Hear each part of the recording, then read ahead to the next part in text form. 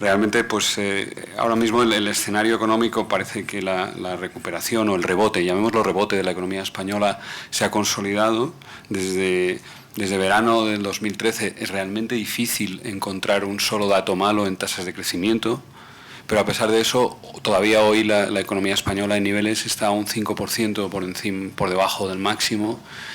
¿Y dónde va a estar a finales de 2016? Pues yo creo que si todo continúa como está, si la economía española sigue creciendo al 3%, si no hay sobresaltos, tanto en el interior, en España, como en la eurozona, pues a finales de 2016 volveremos al máximo histórico y ya no miraremos hacia atrás con nostalgia, sino que miraremos hacia adelante, espero que con esperanza. Como decía Javier, casi todos los indicadores son relativamente favorables en los últimos meses.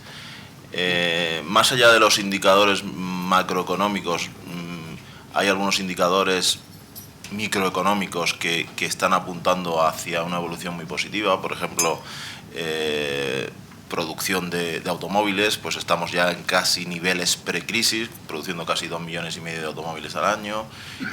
Pernoctaciones hoteleras estamos muy por encima del comienzo de la crisis, con casi 300 millones de pernoctaciones al año, y con la noticia positiva que 2/3 son de no residentes, que implican una entrada en el entorno de 65.000 millones de euros.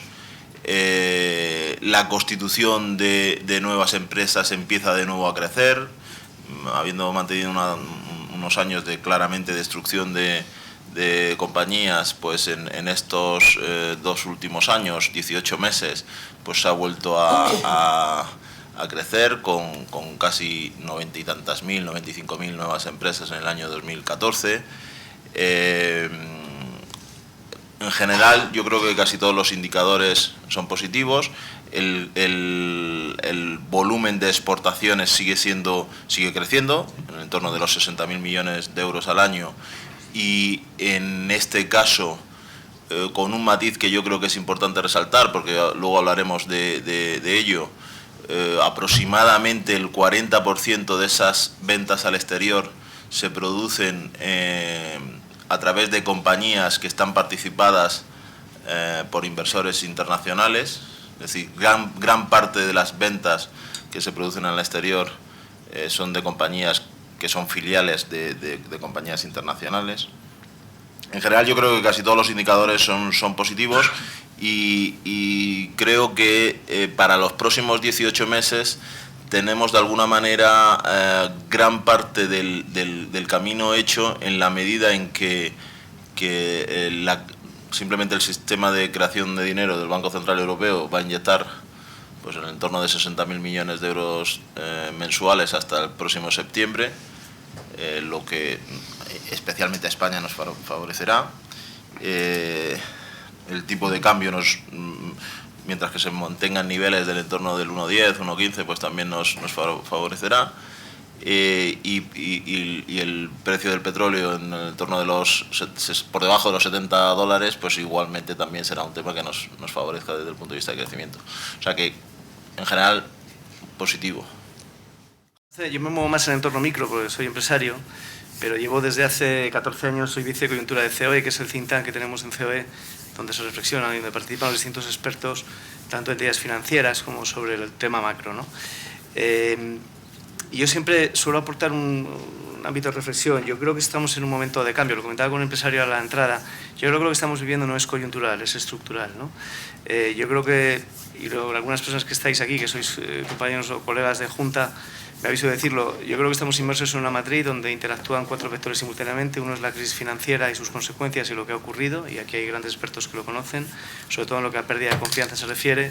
En segundo lugar, la revolución tecnológica, que está cambiando absolutamente la forma de hacer las cosas. La Digital Generation tiene capacidad de compra y está cambiando rapidísimamente la estructura de cualquiera de nuestros negocios, y eso condiciona, más el volumen de información que recibimos, 300.000 millones de mail, 50.000 millones de WhatsApp. Bueno, el volumen es absolutamente impresionante. La tercera, el efecto decoupling de los emergentes, que esta vez no es decoupling, porque siempre, como sabéis, en todas las crisis los emergentes se desacoplan y se vuelven a acoplar. Esta vez han venido para quedarse, que ya no son emergentes además, y la cuarta, la globalización, y esos 4 vectores simultáneamente hace que estemos en un entorno, yo creo que absolutamente distinto, ¿no? De forma que cuando viajas fuera te das cuenta que en general hay una atonía en general en Europa muy significativa, ¿no? Y es que salvo quizá Holanda, que es un país que ensambla, Europa ha dejado de producir desde hace mucho tiempo. Por lo tanto, estamos en un escenario que yo lo intento aplicar en la gestión del día a día, por ejemplo, de esta casa, en cuanto a los precios de venta o de mi empresa, o incluso lo intento transmitir en COE. Si hablamos de España, yo creo que España ha cambiado radicalmente, la confianza que hay hacia España, y ya no solo hablo a nivel macro, sino a nivel, insisto, en los ámbitos que nos podemos mover fuera, es importante. Cuando uno sale, nos preguntan, cuando vas a Holanda, cuando vas a Alemania, te preguntan qué estáis haciendo en España para que la cosa vaya tan bien. La sensación de España es muy buena. Sin embargo, yo creo que hay una serie de factores que están ayudando, ¿no? Sin duda, una inflación baja, el tipo de cambio, el precio del petróleo, como se ha dicho, el que se hayan bajado los impuestos, que aumenta la renta disponible, y las famosas quantitative easing que se están lanzando las autoridades monetarias siempre favorecen. Y también es verdad, y hay que decirlo, que también podrían favorecer a otros países europeos y no lo están haciendo. Por tanto, yo creo que ese es un aspecto positivo. Sin embargo, yo creo que la economía española tiene 3 temas que son y siguen siendo preocupantes y que son bastante estructurales. Uno es el desempleo. Cuando uno revisa las tasas de desempleo, de verdad, yo veía la gráfica de los últimos 10 años, siempre duplicamos la media europea. Es que ahora somos el segundo país después de Grecia, que ya sé que habrá economía sumergida, que ya sé, pero es desesperante las tasas de desempleo que tenemos. En segundo lugar, el déficit público, porque sigue siendo una losa que tenemos, y en tercer lugar, como consecuencia de las 2 primeras, la deuda, que es cierto que estamos al mismo nivel que otros países europeos, pero es que nosotros venimos del 40 y estamos ya en torno a los 100, ¿no? Yo creo que esas 3 cosas supone que a la respuesta a la pregunta ¿cómo se encontrará España en el 2016? A la respuesta solo depende de una cosa, y es, aparte de la actividad que desarrollemos los empresarios, aparte de ese entorno macro, dependerá de las personas que nos gobiernen que sigan tomando decisiones de reformas estructurales, porque España ha iniciado ese camino de reformas estructurales y eso nos ha ayudado. Como digo, no ha sido igual, no ha sido simétrico la evolución de unos países y otros ante las ventajas de inflación, del precio del petróleo, de tipo de cambio. Sin embargo, creo que quedan muchas decisiones por tomar, creo que queda una parte de la legislatura, cada vez menos, pero queda una parte de la legislatura, y que los gobiernos entrantes, tanto a nivel local, autonómico y nacional, sigan tomando decisiones valientes que quizá a corto puedan parecer impopulares, pero que a largo sin duda se ha demostrado que es la mejor forma de que la economía se encauce. Por tanto, ¿qué va a pasar en el 2016? Pues si seguimos haciendo, las empresas y los empresarios, la sociedad en general lo tiene que hacer, y las personas que nos gobiernan lo que tienen que hacer, pues iremos a mejor, y si no nos estancaremos o iremos a peor. Cuando se habla de previsiones siempre me acuerdo de aquella famosa frase de Winston Churchill, como no, Churchill hay que citarlo al principio, que decía que él solo se creía aquellas estadísticas que él mismo podía manipular. Y yo creo que efectivamente es lo que ocurre con las previsiones, es decir, el grado de incertidumbre que hay en el contexto en el que nos movemos, el grado de incertidumbre que tiene el mundo desde el punto de vista geopolítico, el grado de incertidumbre que tiene el contexto europeo. ¿Qué va a pasar, por ejemplo, con la inmensa burbuja de liquidez que existe en estos momentos? ¿Qué va a pasar con la evolución de los yihadistas en el norte de África? ¿Qué va a pasar con...? Es decir, podemos poner 40 preguntas y todas tienen una red, un árbol de posibles decisiones absolutamente dispar. Por tanto, claro, depende de dónde pongamos el nivel de la pregunta, pues la contestación puede ser muy distinta. Si la centramos, la focalizamos en lo que puede ser la situación económica previsible de España dentro de ese tiempo, pues todos escuchamos y vemos y leemos y nos llega la información de los datos positivos macroeconómicos en los que estamos en estos momentos y dentro de una tendencia que parece generalizada. Hoy mismo el ministro Guindos, dentro de lo que evidentemente pertenece a su oficio, pero también hay que decir que dando datos que corresponden a lo que están diciendo los organismos internacionales, hablaba de que en este segundo trimestre la previsión posible es que lleguemos al 3,5% de crecimiento. Bueno, es un dato que empieza a ser ya importante, sobre todo teniendo en cuenta que venimos de donde venimos y que esos 2,8, luego 2,9, posiblemente al final acaben siendo bastante más. Está claro que los datos de exportaciones, y yo creo que este sí que es un asunto fundamental donde se ha producido una transformación de la mentalidad en España, de los empresarios que no son ya solo los grandes empresarios, sino las pequeñas y las sobre todo medianas empresas.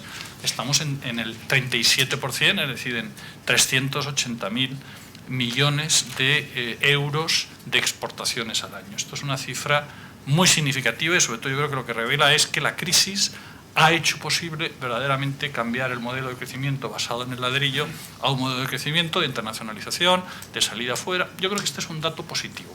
Todos vemos todos los días ejemplos concretos de empresas que han sido capaces de sanearse a través de la crisis, de internacionalizarse, haciendo un esfuerzo monumental, y ahí está.